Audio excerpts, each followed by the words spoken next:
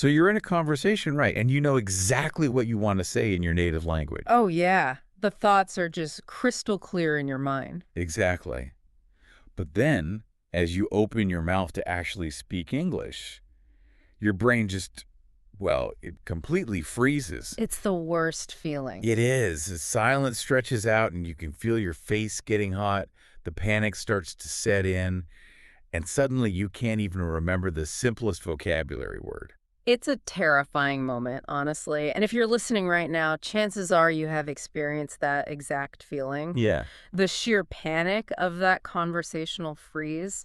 It is incredibly common, but the good news is it's also completely solvable. Really? Yeah. Once you understand what is actually happening in your brain, you can fix it. That is exactly what we are tackling today in this deep dive. We are pulling insights from the comprehensive guide to overcoming the fear of speaking English. It's a great guide. It really is. And the mission today is basically twofold.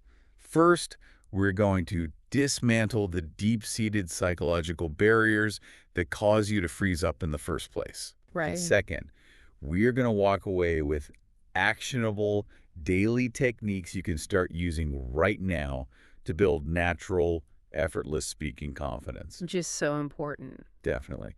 And I should mention, this material is geared specifically toward intermediate learners. Right. Those of you in that A2 to B2 range. Exactly. People who have the vocabulary but just feel trapped by the fear of using it. It really is a feeling of being trapped. Yeah.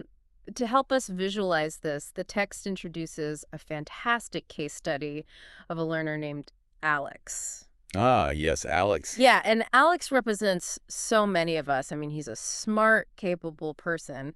But when it comes to English, he's this nervous perfectionist. Yeah, his absolute biggest pain point is this overwhelming fear of embarrassment. Exactly. He is terrified that if he makes a grammar mistake, he's going to sound foolish. Or uneducated? Right, uneducated in front of native speakers. And that fear, it creates a massive psychological block for him. Okay, let's unpack this. Because carrying that fear of judgment into every single conversation, I mean, that sounds exhausting. It is entirely exhausting. It's no wonder people freeze. But what is physically happening in the brain when someone like Alex tries to speak under that kind of pressure? Well, what's happening is a cognitive bottleneck. Okay. And it's caused by something the guide calls the internal translator. The internal translator. Yeah. This is probably the most exhausting mental habit a language learner can have. Because when Alex wants to say something, he doesn't just speak. Right, there's a whole process. A huge process. First, he constructs the entire thought in his native language. Okay. Then he starts translating it into English word by word. Oh, boy. And then he runs it through a mental grammar checker. He's asking himself, is that the right preposition? Did I conjugate that verb correctly? Exactly. And only after all of that heavy mental lifting does he actually try to push the words out of his mouth. It's like trying to watch a video on a really slow, terrible internet connection. Yes. You press play, but nothing happens. The video is just buffering and buffering. That is the perfect way to describe it. When a learner is using that internal translator, you can almost see the spinning wheel in their eyes while they desperately try to translate. You really can. And in a real-world conversation, that buffering causes these agonizing 5 to 10-second pauses. That buffering analogy is spot on. I also like to think of it like trying to drive a car forward on a busy highway, but you're only looking in the rearview mirror. Oh, wow. That's a great image. Yeah, your native language is the rearview mirror. You're constantly looking backward at your mother tongue to figure out how to move forward in English. Which just takes so much focus. Right. It requires so much cognitive load that eventually you just crash. I mean, the brain simply cannot process real-time human interaction while simultaneously running a complex translation algorithm. It shuts down. It shuts down completely, which leads to the freeze. That makes so much sense. But I want to push back on this a little bit. Sure. Because when I make a glaring grammar mistake in the second language, I mean, it feels like a neon sign flashing over my head. Oh, I know the feeling. Right. I feel like everyone notices. So, are we sure native speakers genuinely don't care? Or are they just smiling and being polite while secretly judging the mistakes? It's a completely fair question. And the reality check here is one of the most liberating things you can learn from this guide. Okay. When human beings communicate in real time, our brains prioritize meaning over syntax. Meaning over syntax. Always. The person you are talking to is not standing there with a mental red pen grading your sentence structure. They aren't. No, they are just trying to extract the meaning of your message. Think about how you listen to people in your own native language. Okay. If someone stumbles over a word or uses a slightly awkward phrasing, you don't even really register it, do you? No, I guess I just track the narrative. Exactly. You just track the narrative. Native English speakers are entirely focused on understanding what you want, what you need, or what story you are telling them. They just want to connect with you. So if the native speaker isn't demanding perfection, the only person demanding perfection is us? Yep, we're doing it to ourselves. Wow. Which leads us to a really crucial pivot. If those awkward, buffering pauses are caused by our own desperate need to be grammatically perfect, how do we actually dismantle that perfectionism? What's fascinating here is how the source material draws a very hard boundary between two distinct concepts, accuracy and fluency. Accuracy and fluency. Yeah. Okay. For years, traditional schooling has conditioned us to believe they are the exact same thing. Right. You get a good grade on the test, you must be fluent. Exactly. But they aren't the same. Precision, perfect grammar, hitting exactly the right preposition, that is accuracy. Well, That's for exams. When you are sitting at a quiet desk with a pencil, accuracy is the goal. but fluency is different. Fluency is about momentum. It's about human connection. Yeah. And for real life, fluency has to take priority over accuracy. You have to completely shift your internal goalpost. I love how the text breaks this down using the 80-20 rule. Oh, that part's so helpful. It's one of those concepts that immediately takes the pressure off. It really does. The rule states that 80% of daily English communication relies on a very simple core set of vocabulary words. A very small set, actually. Right. You do not need a massive university-level vocabulary to have a perfectly normal, engaging conversation with someone. Exactly. The foundational building blocks of the language are actually quite small. But wait, if I put myself in the shoes of a B2 learner, someone who has studied hard for years, I might feel a little resistant to this. How so? Well, if I only use simple words, won't I just sound like a beginner forever? Won't people at my job think I lack intelligence or nuance? That is the exact fear Alex struggles with in our case study. Oh, right. He wants to sound smart. He wants to sound sophisticated. But let's look at a real-world example from the guide. Let's say you are having a chaotic day at the office. Okay. You could try to construct the sentence, I am extremely overwhelmed with my current workload. Which is a very nice advanced sentence. It is a highly advanced, accurate sentence, but saying, I'm super busy today, works perfectly. Yeah, it really does. It communicates the exact same reality. And more importantly, it requires almost zero mental bandwidth. Ah, I see. Simple is actually better in conversation because it reduces your cognitive strain. It stops the buffering. Exactly. It allows you to speak faster and more naturally. You do not need to use C1 or C2 level vocabulary to prove your intelligence. Your intelligence shines through your ideas, not the complexity of your adjectives. So the goal shifts from I must speak perfect, impressive English to simply I need to share my thought. Precisely. Sharing the thought is the victory. Getting the idea out of your head and into someone else's head is the only metric of success that actually matters in a conversation. Okay, so let's say a learner accepts that. They buy into the idea that simple vocabulary is enough, and they drop the need for complex grammar. That's a huge step. It is. But the very next hurdle is almost always physical. It's the sound of the words. Oh, I'm talking about the fear of the accent. This is such a massive stigma.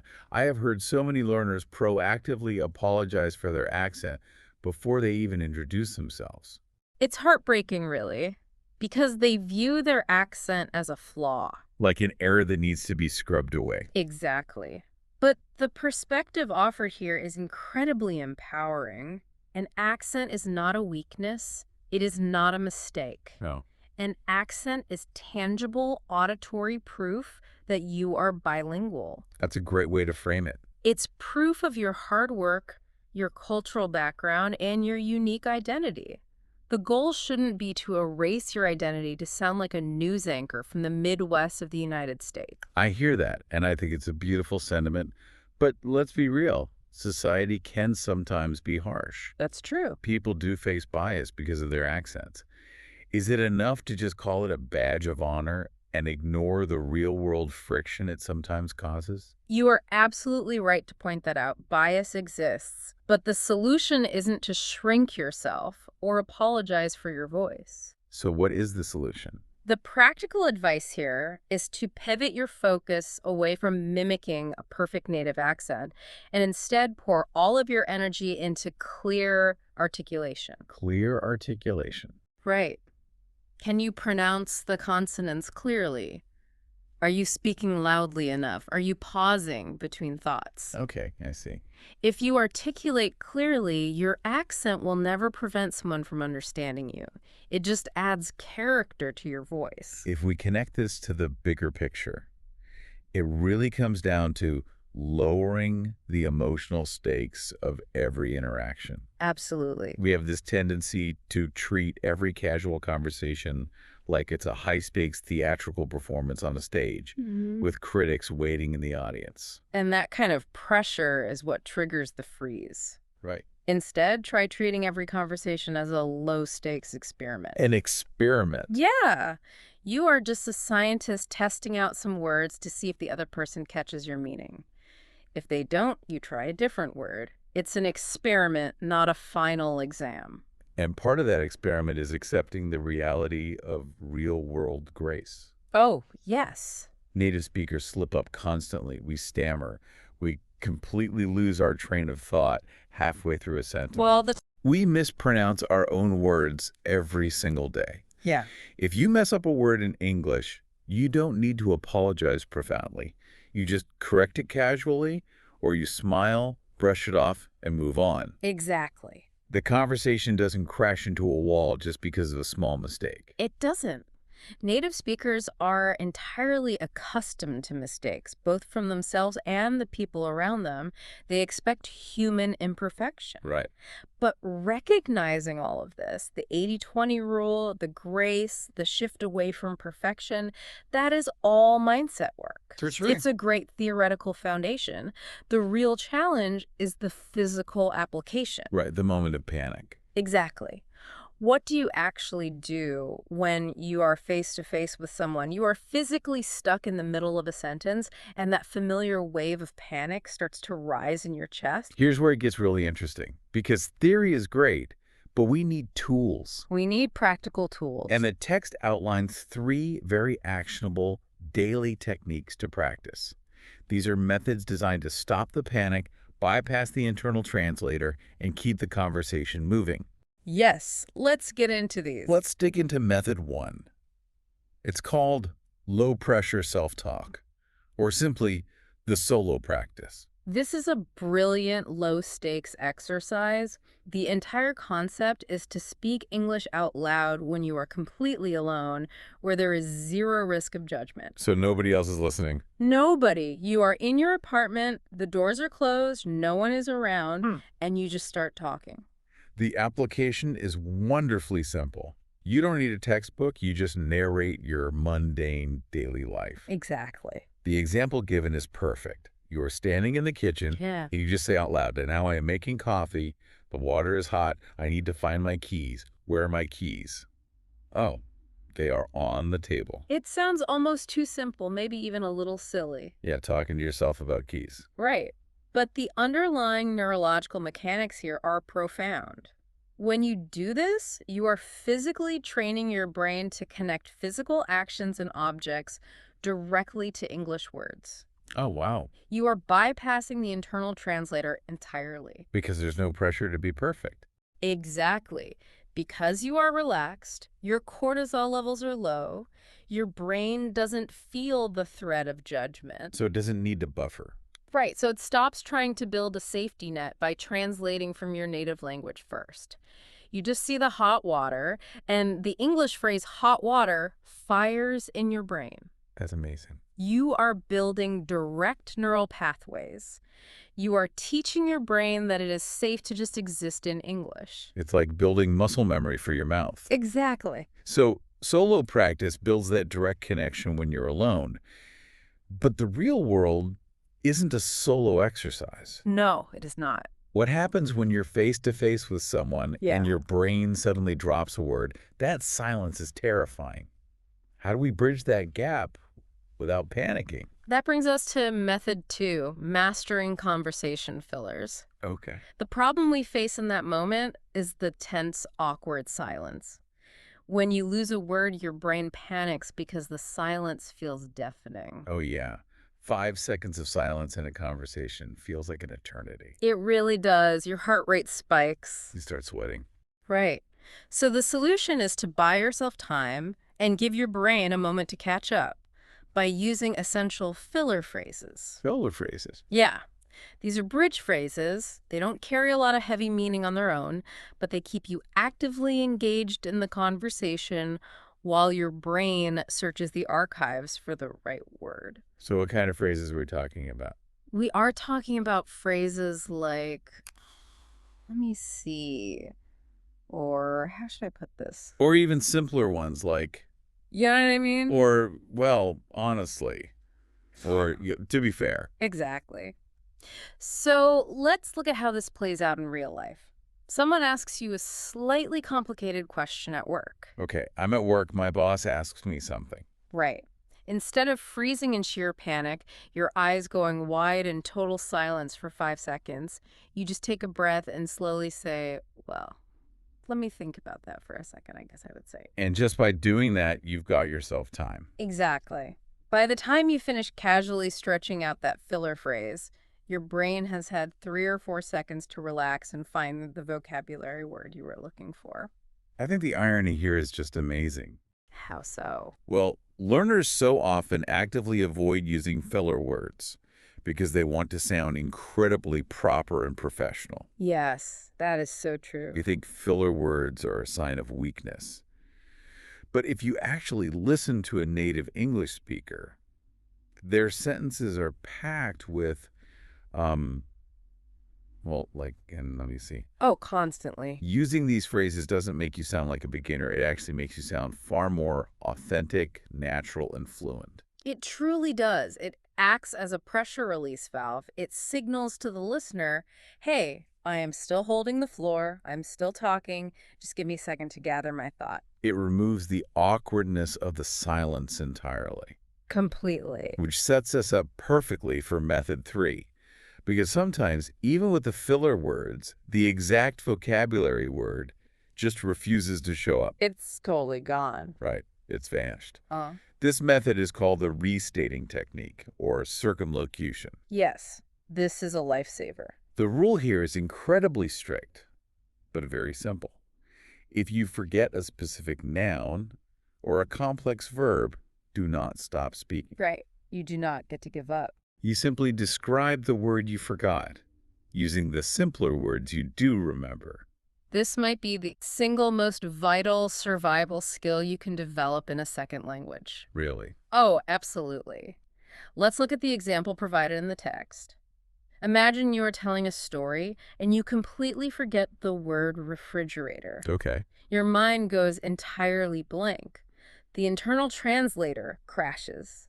Instead of stopping the conversation and apologizing, you just pivot. You pivot. You use the simple words you have access to. You say, the big cold box in the kitchen where we keep the food. I absolutely love that, the big cold box, because the truth is, Any native speaker on the planet will instantly know exactly what you mean. They really will. They'll probably even supply the word for you. They'll say, oh, the refrigerator, and the conversation just seamlessly keeps moving. Exactly. Another great example from the text is forgetting the word exhausted. Right. Instead of panicking because you lost your advanced adjective, you just restate the feeling. You say, I am extremely tired, like I need to sleep right now.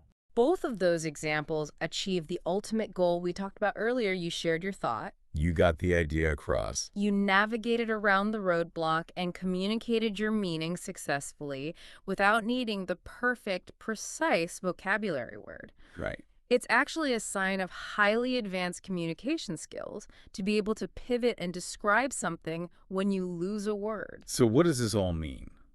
When we zoom out and look at everything we have explored today, the crushing weight of the internal translator, the 80-20 rule of keeping it simple. The reality that accents are proof of bilingualism. Exactly. Yeah. And these 3 daily techniques, we start to see the core lesson.